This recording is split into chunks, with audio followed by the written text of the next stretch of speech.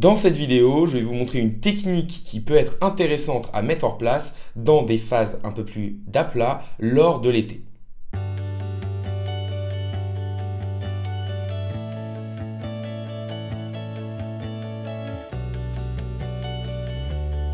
Salut à tous, c'est Inspecteur Crypto, bienvenue dans la vidéo du jour qui va être une vidéo un peu plus décontractée car on est en été et du coup souvent en été sur le marché des crypto-monnaies mais aussi sur les marchés financiers traditionnels, il y a un peu moins de volume, la plupart des institutions partent en vacances et donc c'est un bon moment pour aussi essayer de remettre à plat son portefeuille.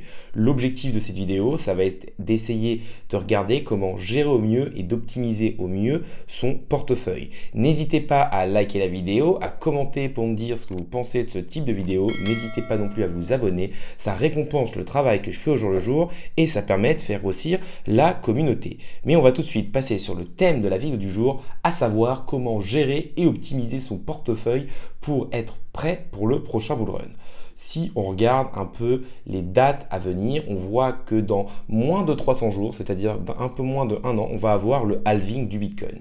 Historiquement parlant, le halving du Bitcoin a marqué à quelques mois près le début ou le lancement du bull run. Le halving du Bitcoin, c'est tout simplement la division par deux de la récompense qui est faite aux mineurs pour chaque bloc qui est créé. Et donc, on va dire que de manière automatique, pour l'instant, à chaque fois, ça fait augmenter le prix du Bitcoin, car pour maintenir la sécurité du réseau et que les mineurs continuent, il faut que le prix du Bitcoin augmente, sinon ils auraient moins d'envie et aussi moins d'incitation économique à le faire. Autre chose à regarder aussi, c'est qu'on a vu pas mal de bonnes nouvelles au niveau du cycle des crypto-monnaies qui peuvent nous faire penser qu'on a touché le point bas et qu'on pourrait avoir un futur bull run dans les mois à venir. C'est le fait que BlackRock et que énormément d'autres institutions financières ou gestionnaires de fonds ont déposé des demandes pour pouvoir créer des ETF spot sur le Bitcoin. Un ETF spot sur le Bitcoin veut tout simplement dire que dès qu'un client de BlackRock achètera un Bitcoin sur l'ETF, le BlackRock devra acheter aussi ce Bitcoin sur le marché et le détenir. Pour ce faire, ils ont dit qu'ils allaient utiliser Coinbase, ce qui est aussi une bonne chose pour l'un des échangeurs centralisés qui est numéro 2 au niveau mondial. Maintenant, on va plus rentrer dans le détail de la vidéo. En fait, ce que j'ai envie de vous dire, c'est que là, vous allez être dans une période un peu plus calme, avec un peu moins de volume. Et même si on a des augmentations ou des baisses sur le cours, elles devraient être un peu moins violentes. Et c'est peut-être un bon moment pour essayer de regarder la tête de son portefeuille, lister toutes les crypto-monnaies qu'on a. Je sais que certaines personnes utilisent des applications, comme par exemple l'application Delta sur le téléphone qui permet de rentrer soit manuellement, soit via un API ces différentes crypto-monnaies. L'objectif, c'est de regarder combien de crypto-monnaies vous avez et ensuite, pour chacune des crypto-monnaies, ça je sais que c'est pas facile, de se poser la question, pourquoi je l'ai acheté? Est-ce que ça vaut encore le coup de la garder dans le portefeuille? Est-ce qu'elle va être dans les narratifs d'avenir? En gros, recréer un nouveau portefeuille avec une nouvelle stratégie. Par exemple, pas mal de personnes ont gardé des crypto-monnaies du précédent bull run qui ont perdu peut-être 80 ou 90% de leur valeur. Il faut se dire, est-ce que cette crypto-monnaie qui a perdu 90% de sa valeur va pour vous faire de nouveaux ATH? Est-ce que sa roadmap est intéressante? Est-ce que le projet est toujours dans un narratif qui peut exploser lors du prochain bull run, etc., etc. Ça peut être intelligent de se dire, je vais vendre ces crypto-monnaies-là pour racheter d'autres crypto-monnaies qui, selon moi, vont faire de plus grosses performances.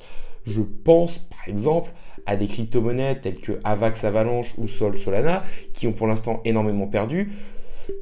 Possiblement, ces crypto-monnaies ne referont pas de nouvelle ATH, surtout Solana, parce que Solana en fait avait été poussé très haut par FTX et Alameda. Et on voit que là, vu qu'ils ne sont plus derrière et que ces deux géants se sont effondrés, je pense que ça va être compliqué pour le Solana de retourner un ATH. Et donc, vous pouvez vous dire peut-être que mes Solana que j'ai acquis lors du précédent bull run ne valent plus le coup d'être dans mon portfolio et on va peut-être aller sur d'autres crypto-monnaies plus intéressantes avec des fondamentaux plus intéressants et qui seront utilisés. Soit vous pouvez vous mettre sur des valeurs sûres telles que Bitcoin et Ethereum, c'est-à-dire recentrer un portefeuille sur des valeurs blue chips qui peuvent vraiment exploser lors du prochain bull run, soit peut-être aller vers une crypto-monnaie qui est indispensable à l'écosystème des crypto-monnaies telles que Chainlink et qui est très utilisée, soit aller sur de nouveaux projets comme par exemple Arbitrum, Optimism ou encore bien d'autres. L'objectif, ça va donc être première étape de lister toutes vos crypto-monnaies. Donc, soit vous l'avez déjà fait via une clé API, via une application telle que Delta,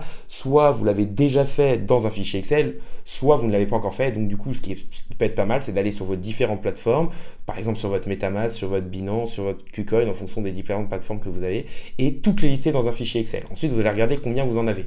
Souvent, pour une bonne gestion, on dit qu'il faut avoir entre 20 et 30 cryptos maximum, ce qui permet une diversification sans se perdre. Parce qu'en effet, sur chacun de ces projets, ça va être dur de suivre est-ce que la roadmap est bonne, ça va être dur de suivre le prix, enfin, le suivi va être très compliqué et on ne peut pas être à fond en permanence à regarder ses écrans et à se renseigner sur 30 projets différents et le connaître assez bien.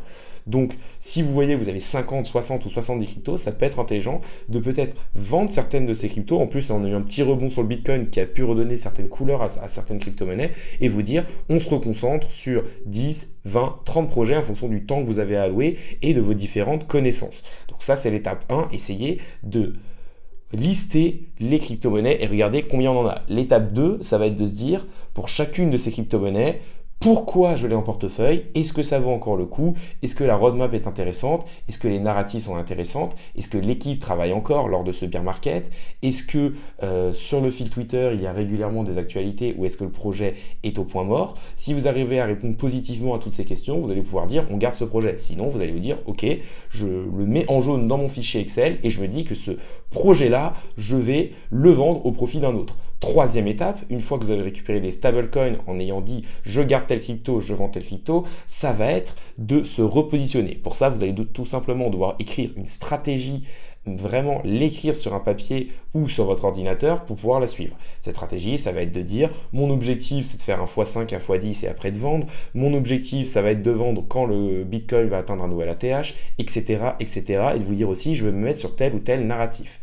Dans cette étape-là, il va aussi falloir sélectionner les possibles nouvelles crypto-monnaies dans lesquelles vous allez investir cet argent ou ces stablecoins que vous avez récupérés. Ça peut être soit de consolider des concurrents ou des crypto-monnaies que vous avez déjà dans votre portefeuille. Si par exemple vous voyez que vous en avez 50 et que vous dites je vais réduire à 25, vous allez vendre 25 crypto-monnaies, ça va vous donner des stablecoins et soit vous allez renforcer les crypto-monnaies qui pour l'instant n'ont pas bougé, soit vous allez vous dire on va aller sur de nouvelles crypto-monnaies. Et là, encore une fois, il va falloir bien adapter sa stratégie. C'est-à-dire que faire un all-in tout de suite, c'est peut-être pas le bon moment. Vous allez pouvoir dire, je vais diviser en 3 paliers les stablecoins que j'ai fait pour les réinjecter et en 3 fois les rentrer pour profiter possiblement d'une baisse ou pour pouvoir avoir aussi des stablecoins de côté pour les futurs et nouveaux projets qui vont arriver lors du bull run. Donc là, on arrive sur la fin de la vidéo. N'hésitez pas à liker, commenter ou à vous abonner. Ça récompense le travail que je fais au jour le jour et ça permet de faire grossir la communauté.